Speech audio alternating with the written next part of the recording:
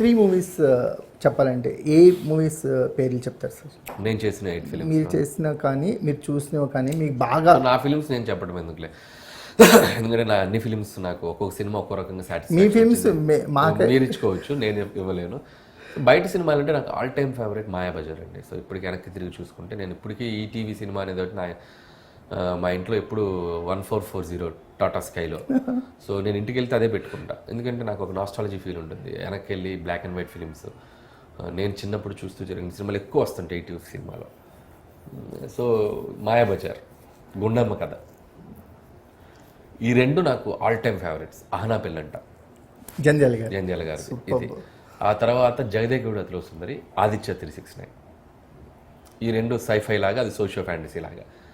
And ఆ తర్వాత వినాయక్ గారి ఆది, అది నన్ను డైరెక్టర్ అవ్వాలని నన్ను ట్రిగ్గర్ చేసినటువంటి ఒక ఫిలిం.